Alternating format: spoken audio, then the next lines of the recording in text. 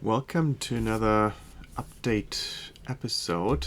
What I'm going to show you in this video is how to install a slightly more modern operating system on a 2013 Trashcan MacPro.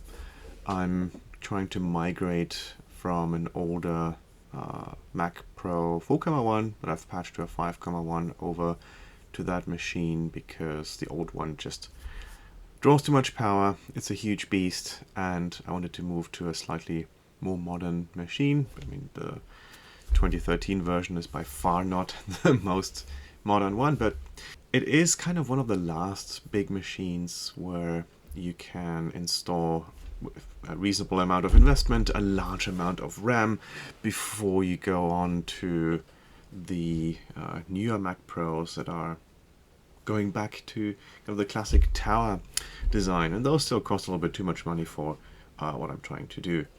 Now, you'll also hear me talk about Macintosh. I did record the original footage for this in early 2025, so it's taken me almost a year to get this edited and published. It's just too many projects going on. Look behind. So I kind of forgot about this, but I'm hoping this is going to be useful. Most of it is still applicable. If you do have a 2013 Trashcan Pro that you want to upgrade, you can still do so. You can still update the operating system up to Sequoia. Have fun watching this.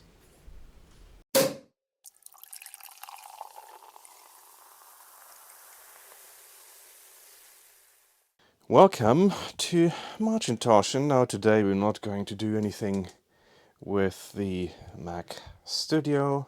Instead, we'll get rid of all of those modern thingies, and I get to use the little classic version wired up because we are going to put a little bit of an update into this unused machine, the Trashcan MacPro.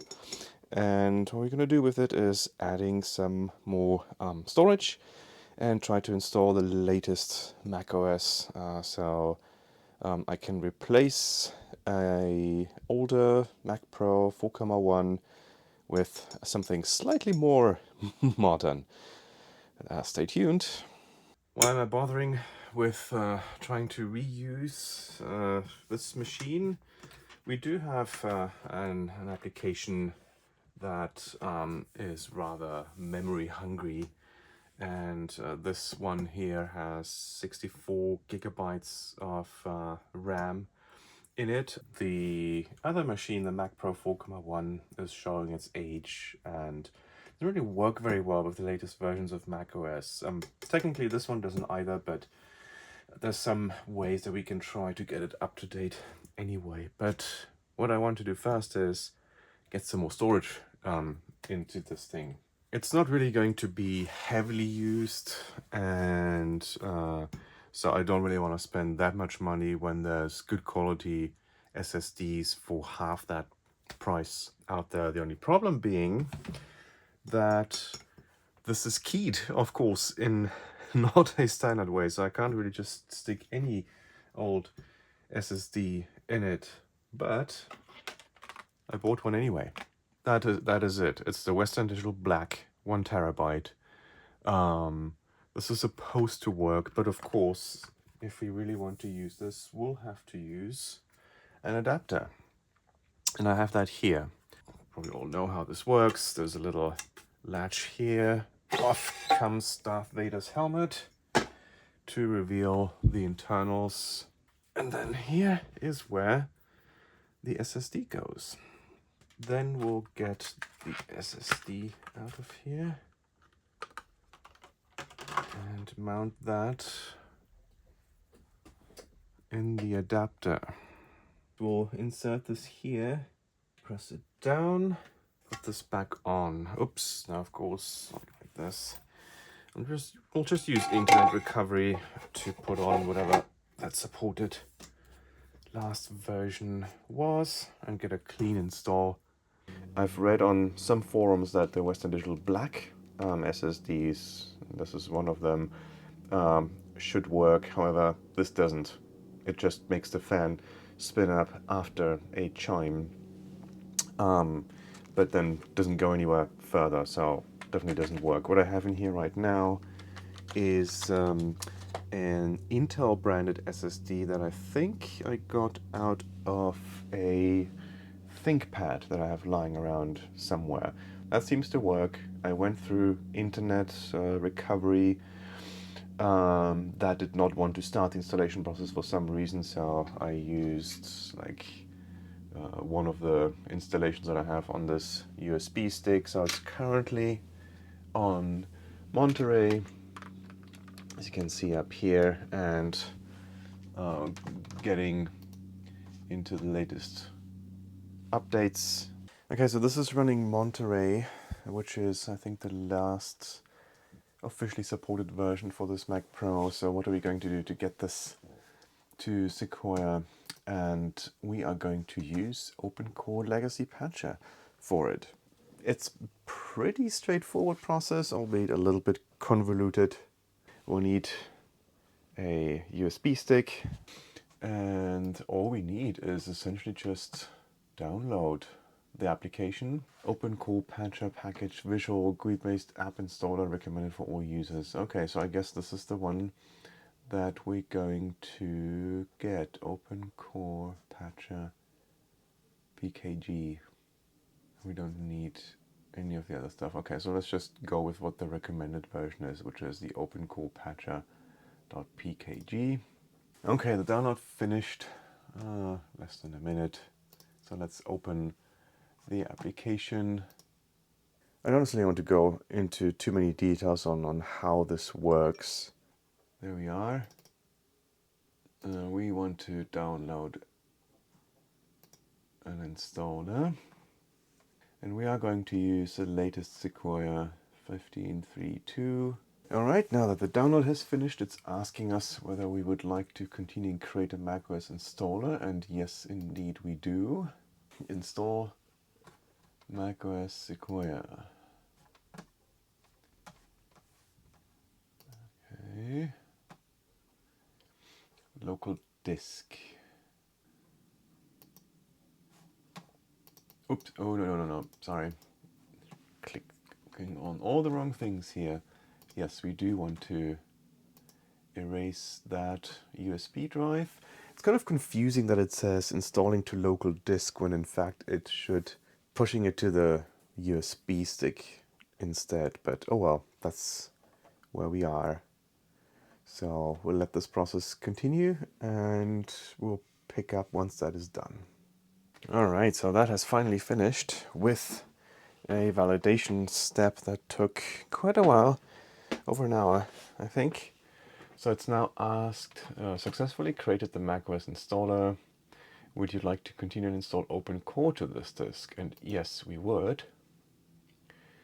Finish building your OpenCore configuration. Mac Pro 6.1 recognized it. So we'll install to disk. And this goes to disk 2, the data traveler. That's the USB stick we just put the installer on. Finished installing to disk. Now we're going to reboot and hold the option key and select the OpenCore EFI option. So let's do that and restart. Now we are not picking the regular macOS install, but instead, and then we'll pick the installation. Okay, we want to install macOS Sequoia and continue. Now this is all real time, so nothing is being sped up, it's thinking. I'm hoping, okay. Of course we agree, and we've read all of the licensing agreement. We are going to install it on the Macintosh HD. That's our 1 terabyte drive. And off we go. 46 minutes remaining. Now that I will not show you in real time. Welcome. How nice. Now in a previous installation I have seen OpenCore kind of pop up automatically again, but there we go. Has detected that you are booting OpenCore from a USB or external drive, boot from your Mac normally, blah blah blah. Would you like to launch OpenCore Legacy Patcher and install to disk? Yes, we do. Install OpenCore, and we want to do it on the internal one this time. Reboot to apply. Now we'll probably still see the boot selector because that is being shown by default. Oh, oops, okay. That didn't seem to have worked.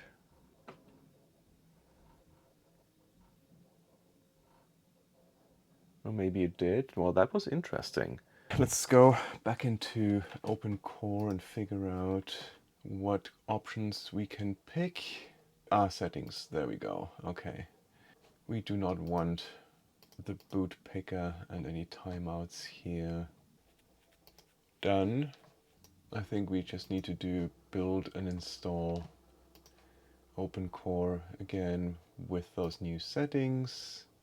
And then when we restart, that boot picker should be removed. Yes, okay, now it's booting right into it.